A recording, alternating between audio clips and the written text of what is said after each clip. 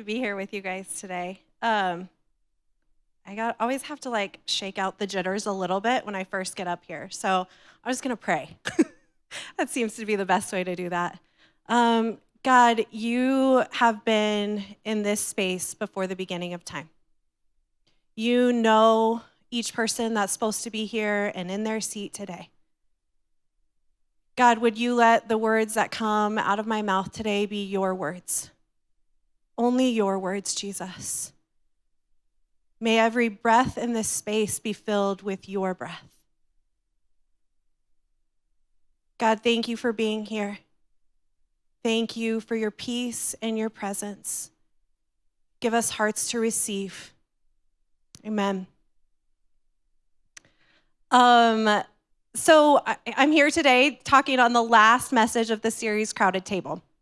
And if you've been here the last 2 weeks, James has really taken on the first 2 weeks of what it means in the church and what it means as a whole to have a crowded table, to begin receiving and tearing down margins and bringing people in and showing up to the table, inviting. And it's been beautiful. It's been powerful. It's been hard. There's been moments I've been like, whoa, I don't want to do that, God. And yet he continues to break our hearts open to see his heart for the world around us, his heart for what he has for all of us. So really today we're going to talk about the crowded table of our minds and how sometimes the crowded table of our minds keeps us from experiencing the larger crowded table that we were intended for, that we were created for. So this might sound like a silly question, and I don't know. Who in this room has seen the movie Inside Out? Anybody? Okay, we've got some people that have seen Inside Out. As a mental health therapist, I've seen it probably more times than I'd like to admit. Both 1 and 2. I actually saw the second one by myself in the theater after I saw it once with a friend and once with my kids. So here's the deal. What we experience, if you haven't seen it, we have Riley, who is a girl in the first episode. She's 8. Second one, she's 13. And what you're experiencing is really the crowded emotions of her mind. And you're experiencing them fighting for control over the table. You're experiencing them going, no, I'm anxiety and I want to be in charge. No, I'm fear. I want to be in charge. I'm joy. I want to be in charge. And Riley, as a human, discovering what all of those things feel like. Funny enough, we watched this movie so many times that Jerica, my third child, whenever she had to be 3, 4 maybe, and for Christmas, we bought her a ball pit, and we open it up and she looks and she goes, oh my gosh, you got me a whole tub full of core memories. And if you know what that means, Riley has these core memories. So when she gets these memories, it turns into this colored ball, whatever emotion that is, and she saves them. And I loved it because Jerica's like, I have a whole tub full of core memories. So good or bad, we have these things, these memories that make us who we are, that say who we are, that write our story. And a lot of those memories can be really brutal. And a lot of those memories can be really beautiful. And so our minds are filled with those competing voices. And really today, we're going to talk a little bit about those competing voices and how they can take ownership and what that looks like in the church to welcome, to receive. And so often what we do in those moments is we isolate and we step away and we go, I don't want anybody to see me like this. And one of the things in the world that I hate the most is when people say, oh, I don't want to ugly cry. Guess what? There's no ugly cry. Every tear that we get to receive, every tear that we get to be present for, that we get to witness is beautiful. And so today we're going to talk about what it looks like to unmask and to bring ourselves fully to the table in our best moments and in our worst moments. And what it looks like as a community to begin to be like Jesus as he restores peace into community when we choose to step in, when we're brave enough to say, I'm going to show up whether I want to or not.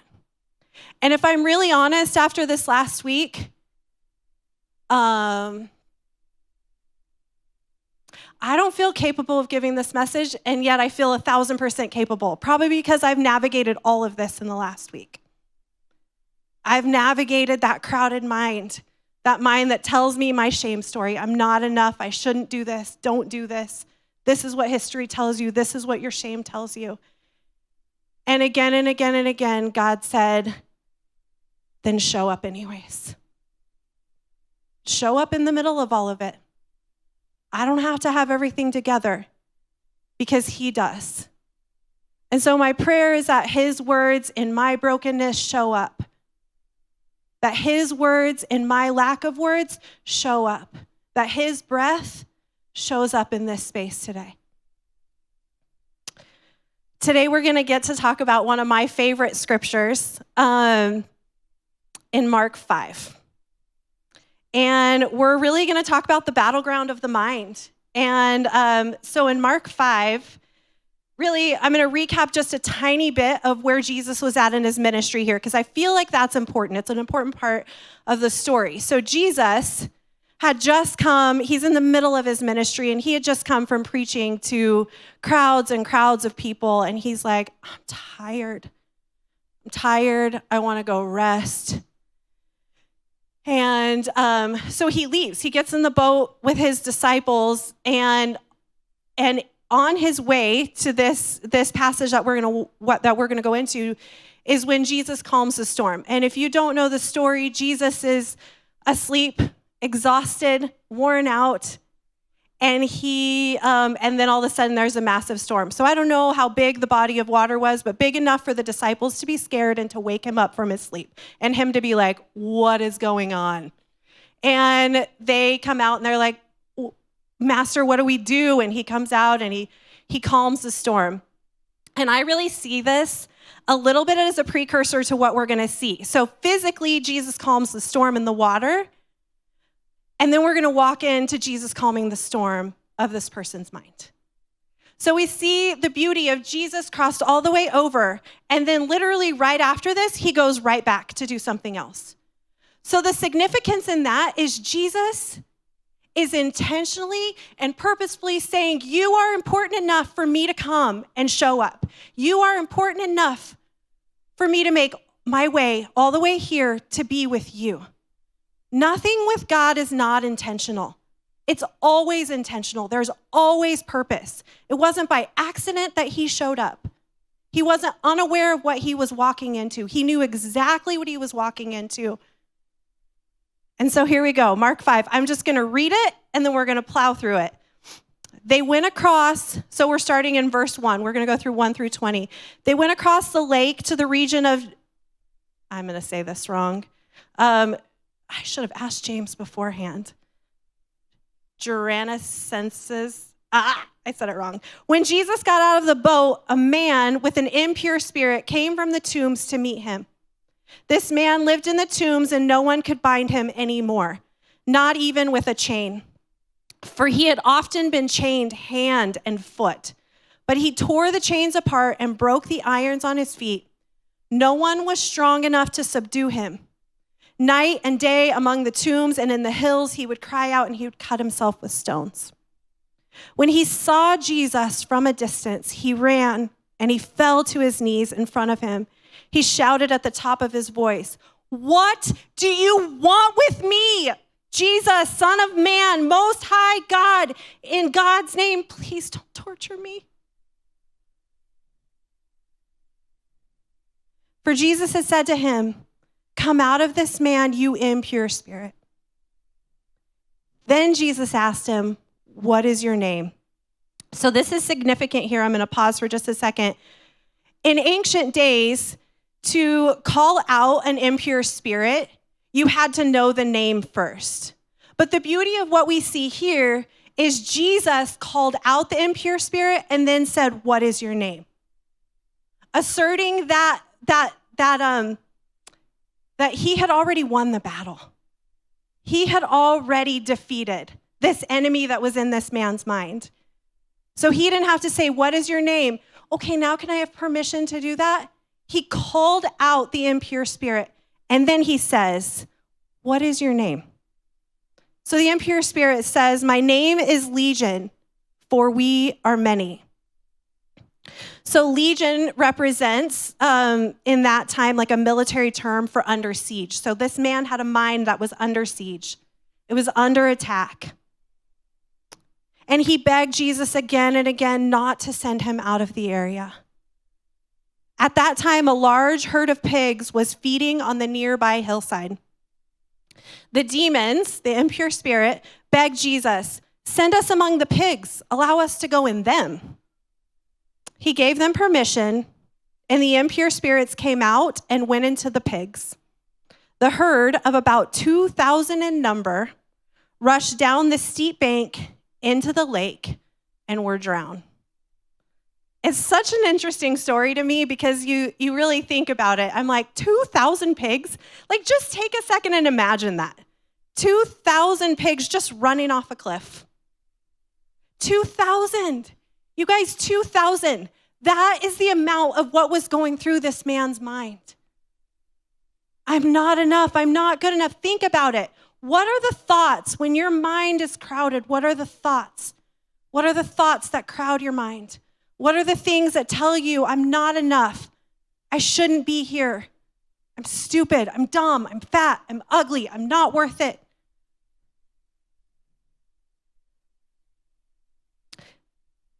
Those tending the pigs ran off and reported this in the town and the countryside, and the people went out to see what had happened. In that moment, Jesus brought peace to the most tormented of mind. In that man's crowd, where prior he went, peace be still to the storm, he looked at this man and went, peace be still. And he released this man of everything that crowded his mind, everything that told him who he was. If you remember a couple of sermon series ago, there was the question from Genesis 3, who told you you were naked? You see, when God went to Adam and Eve and said, who told you you were naked? It came from a place of saying, I didn't tell you that. I didn't tell you you were naked. I made you whole. So somewhere along the way, you had to hear that you were not enough, that you were naked.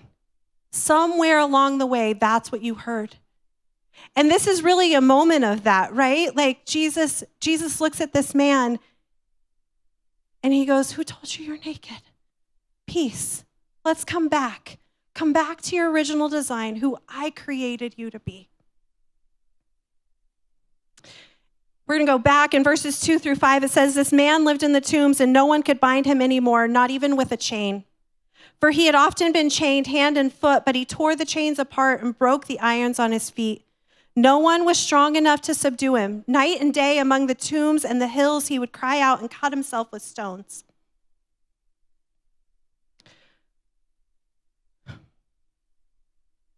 So in society, he had heard the story, I don't belong, I'm not enough. So isolation came. They said, you can go to the tombs, we'll stay here. And in his isolation, what began to happen? He began cutting himself. He began hurting himself. He was so tormented by the thoughts in his mind that he began to isolate more and more, and he was cut off from community. He wasn't welcome. And as we move forward, we're going to talk more about what it looks like to begin to welcome in community. To welcome those who are stuck and historically unwelcome in these spaces. So he was chained, he was misunderstood, he was labeled. And what's interesting is at that time, he didn't have the ability that we have now, right? So we have this ability to mask. We have this ability to go, okay, then I'll just buy the right house. I'll put on the pretty clothes. I'll have the good car. I'll put on my makeup. The amount of people that walk out of my office and it's like, does it look like I'm crying? I have a little bit of makeup. Does it look like I'm crying? And we learn, okay, I got to put on my face. The world's got to see me. And in that time, this man was isolated. Now we've just learned to mask. We've learned to put it on. We've learned to say, I got to put it all together. I got to be ready for those people to see me, because if I'm not, what will they think about me? What will they say about me? Will I be isolated? And in that becomes this cycle, and this cycle of shame, of fear, of misunderstanding. So I'm going to encourage you just to think for a second. Can you relate a little bit to this man? Is there a part of you that can relate to the isolation, to the fear, to the loneliness, to the thoughts that keep us separate from other people because we're so afraid if they actually knew this about me, they wouldn't want me. If they actually knew that this was true, they wouldn't want anything to do with me.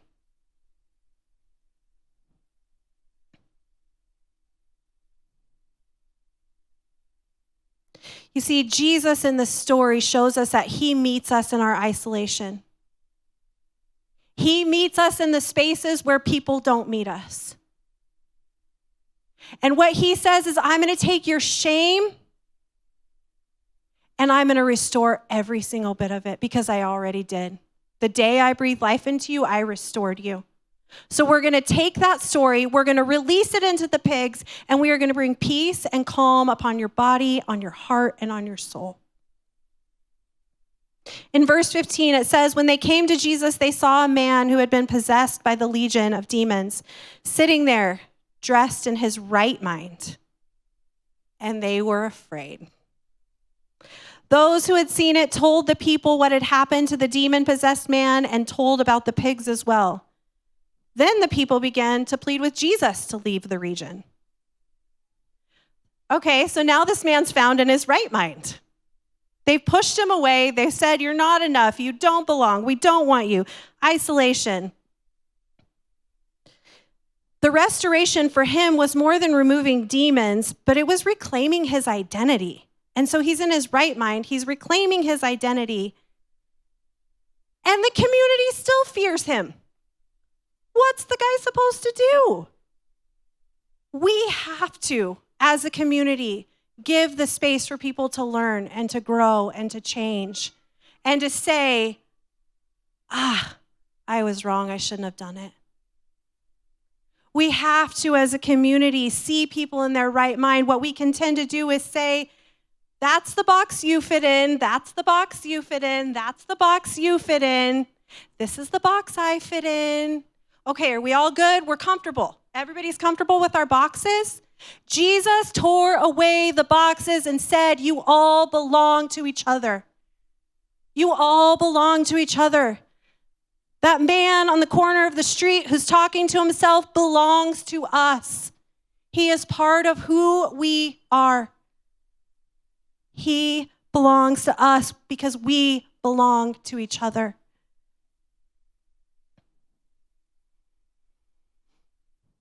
You see, in that moment, what we realize is they cared more about those pigs than they cared about that man. They were like, what'd you do to our pigs? Who cares about the pigs in this moment? It's the person. It's the person. It's the person. I love how Thomas Merton says, if the you of 5 years ago doesn't consider the you of today a heretic, then you're not growing spiritually. There's so much beauty in that because we're always supposed to be evolving and growing and changing. And I want to go, oh my gosh, I can't believe I believed that. I want the space to grow. I want the space to learn. I want the space to change because that's who we are as humans. We need each other for that too. I need to hear from people who don't agree with me. I need to hear from people who go, why do you believe that? I need people to be curious. I need to be curious about others so that I can grow and I can change and I can learn. Jesus doesn't just remove the pain, he restores us back to our original identity. The identity that he chose for us before time began. So in verse 18, it says, as Jesus was getting in the boat, the man had been demon-possessed, begged to go with him. Jesus did not let him, but said, go home to your own people and tell them how much the Lord has done for you. Those people who said, we don't know what to do with him in his right mind. We don't know what to do with him when he's in the tombs. He said, go back. So the man went away and began to tell in the Decapolis how much Jesus had done for him, and they became amazed. Jesus sent him back. And the beauty in this story is he became the first missionary in the Gentile region because he was telling his story. His tormented mind became a testimony of grace to everyone around him. The brokenness in his mind became a story that became healing for those around him. I love how Henry Nouwen calls them wounded healers. And in the moments of my brokenness, I'm like, God, use my brokenness. Because I don't know what to do in this moment, and my human flesh doesn't want to do what you're telling me to do. Henry Nouwen says, experience tells us that we can only love because we are born out of love. We can only give because our life is a gift. And that we can only make others free because we are set free by him whose heart is greater than ours. When we have found the anchor places for our lives in our own center, we can then be free to let others enter in the space created for them and allow them to dance their own dance, sing their own song, and speak their own language without fear. How beautiful is that? To enter into a room where every single person is accepted because they're uniquely created by the creator of the universe. Not one is alike because we need each other. Our stories of healing become a table of welcoming. Our stories of healing say, you belong. I want you here. You too? Me too. Let's go together. We become one when we can use our pain to say, I'm going to push through it and I'm going to enter in because I believe there's a story much greater than my own. So what does that look like in community? What does it look like when we show up on a Sunday morning or when we go to groups or when we show up at, for me, volleyball games, sporting events, all these things? What does that look like? What does it look like to be a safe place? We get to enter in without judgment. We get to enter in saying, I could be right in that same place. That could be me. We get to listen. We get to hear people. We get to be curious. Sit. Take a minute. Hear a story without needing to fix it or give an idea. We get to bear witness to the stories of others. What a gift. What a gift to bear witness. You don't have to relate or understand. You can simply listen and bear witness. We get to celebrate the healing of other people. We get to step into the restoration of other people. Not chaining them to their past. I can't believe they did that. Can you believe they did this? Oh my gosh, they go here. They did that. They came from this. Guess what? We don't have to chain people to that. God's restored them. And in the process of healing, the beauty is running back to what feels comfortable is only natural. It's only natural for an addict to want to run back to what feels comfortable. It's only natural for our minds and our brains to go to anxiety and isolation and depression. It's only natural. So in those moments, let's pull people out of isolation. Let's say, come on, let's do this together.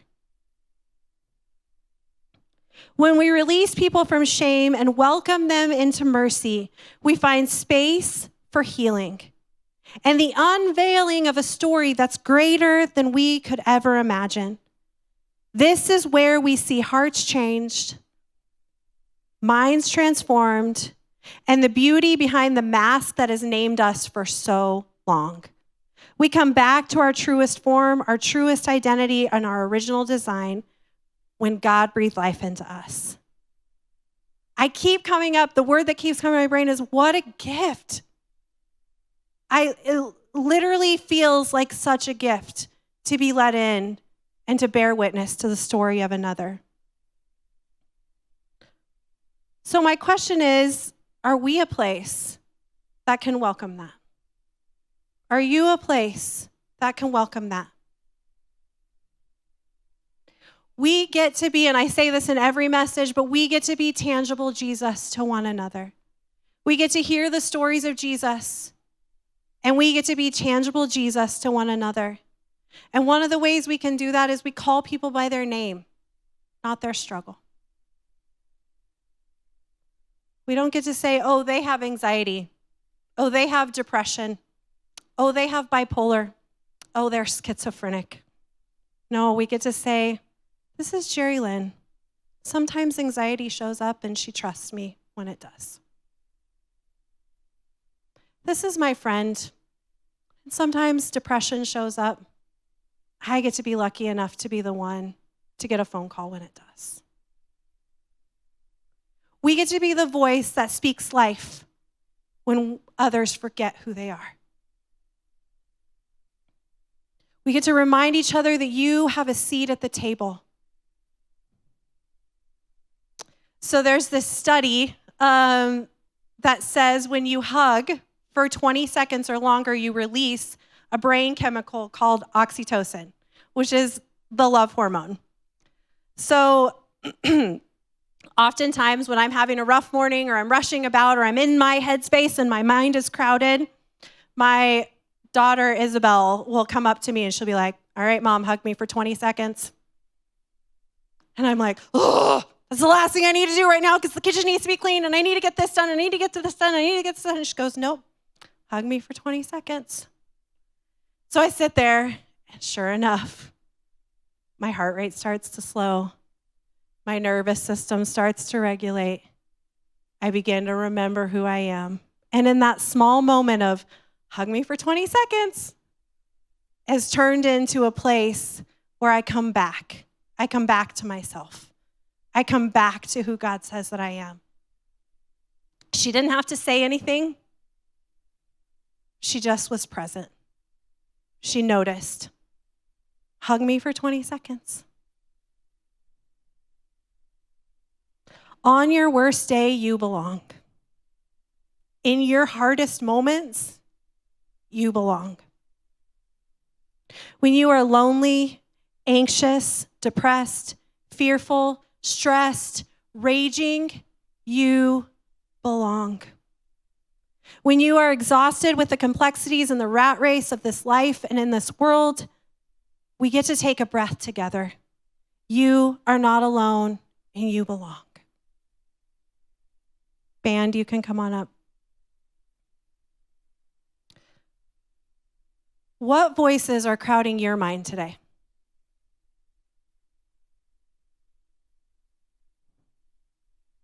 Who maybe have you pushed to the margins that Jesus would welcome?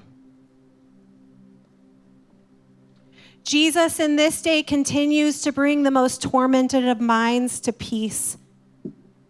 He sends restored people into heal communities. The crowded table of your mind could be screaming today, or you could feel overwhelming peace right now. Can we in this space be a voice of oneness?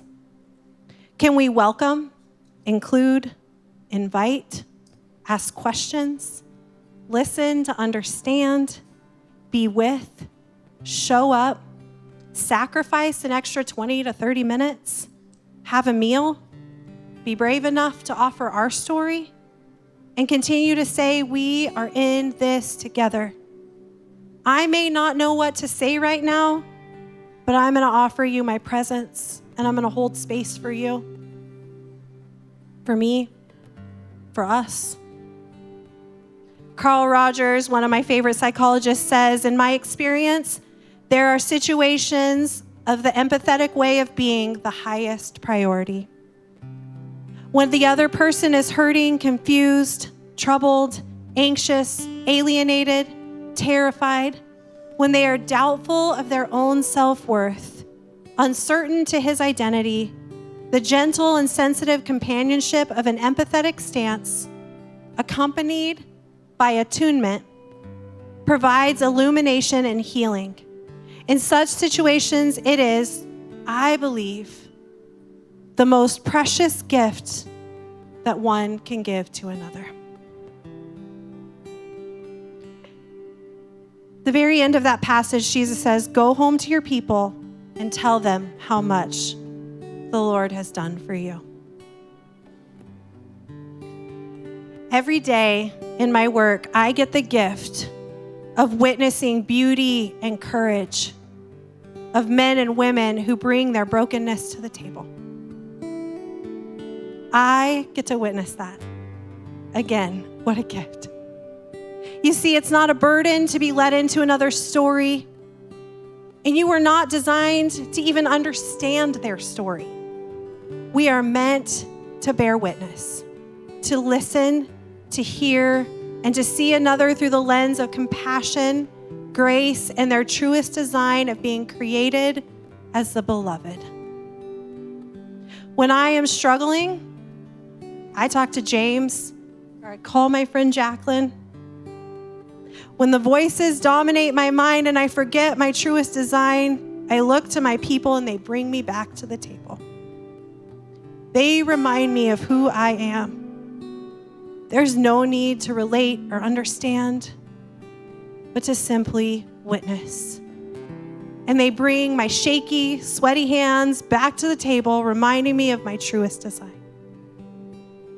When the words of the world around us have named us and become so overwhelming that we don't know what to do, when our brokenness keeps us from coming to the table, when the voices become so loud that we forget who we are, I encourage you to come.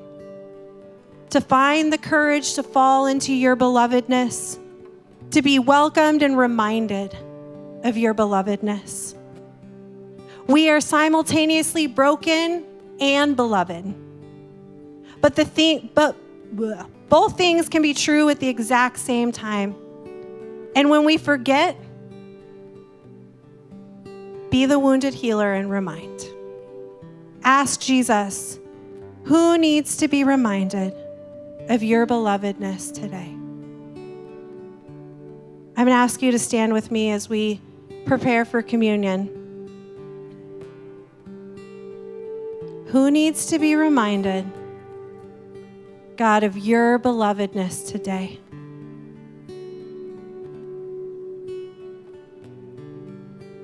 You are the beloved.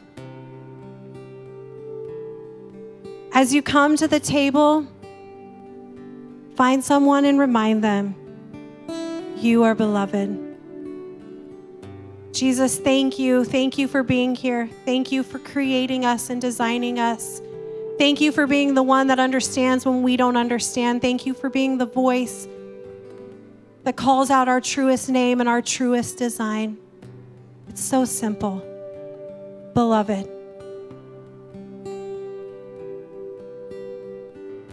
When the thousands of voices tell us who we are, God, I ask that you would calm the storms of our mind, that you would bring people from our community, from our lives to remind us, to bring us back to this space, to bring us back to the table. Thank you for your presence. As you come forward, remind somebody of their belovedness.